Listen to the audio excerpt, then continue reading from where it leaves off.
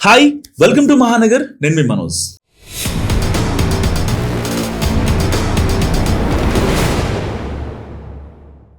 ఆంధ్రప్రదేశ్ రాష్ట్ర రాజధాని అమరావతి అభివృద్ధి మరింత వేగం పుంజుకుంది.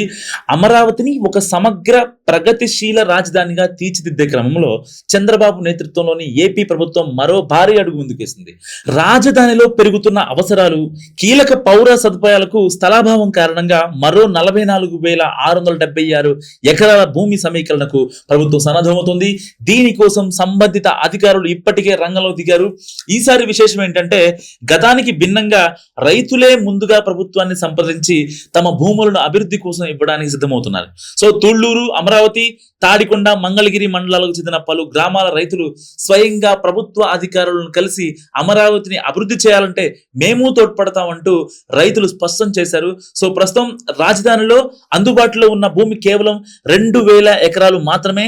కానీ ఒక్క గ్రీన్ ఫీల్డ్ ఎయిర్పోర్ట్ కే 4,000 ఎకరాల స్థలం అవసరం. సో ఇక అంతర్జాతీయ ప్రమాణాల మౌలిక సదుపాయాలు, ఐటీ పార్కులు, ప్రభుత్వ కార్యాలయాల కోసం కూడా భారీ స్థల అవసరం ఉంది. సిఆర్డిఏ ఈ కొత్త దశలో 4 మండలాల్లోని 11 గ్రామాల్లో భూములు సేకరించేందుకు ప్రణాళిక సిద్ధం చేసింది.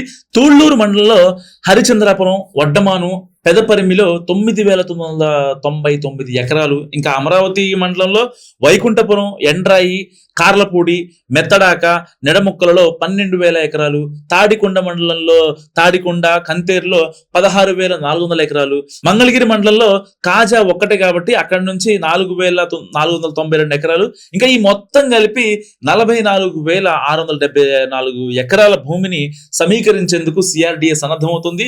ఈ కొత్త భూముల్లో green field airport, smart city ప్రాజెక్టులు, ఇంకా రాజధాని ఔటర్ రింగ్ రోడ్ కావచ్చు, ఇన్నర్ రింగ్ రోడ్, మల్టీనేషనల్ కంపెనీల వాటికి స్థలాల కేటాయింపు మొదలైన వాటికి ఎక్కువగా అంటే ఫ్యూచర్ కి ఏవైతే అవసరం వాటికే ప్రయారిటీ ఇస్తున్నారు. సో దీంతో అమరావతి మరింత ప్రాధాన్యత పెరిగే అవకాశం ఉంది. ప్రస్తుతం ప్రభుత్వ అభిప్రాయం ప్రకారం ఎటువంటి బలవంతం లేకుండా మెజారిటీ రైతులు ముందుకొచ్చిన గ్రామాలతో మొదటగా ఈ భూమి సమీకరణ ప్రక్రియ ప్రారంభం కానుంది. ఇందుకోసం త్వరలోనే అధికార నోటిఫికేషన్ కూడా విడుదల కానుంది. రైతులకు ప్రోత్సాహక ప్యాకేజీలు, భవిష్యత్ రహదారి, విద్య, ఆరోగ్య, మౌలిక సదుపాయాల ప్రణాళిక కూడా రూపొందిస్తున్న సమాచారం. గతంలో 29 గ్రామాల్లో 34,689 ఎకరాల ల్యాండ్ పూలింగ్ ద్వారా సేకరించిన సిఆర్డిఏ ఇప్పుడు ఫేజ్ 2 లో భూ సమీకరణలో భాగంగా అమరావతి విస్తరణకు మరో అడుగు ముందుకేస్తుందని చెప్పుకోవచ్చు.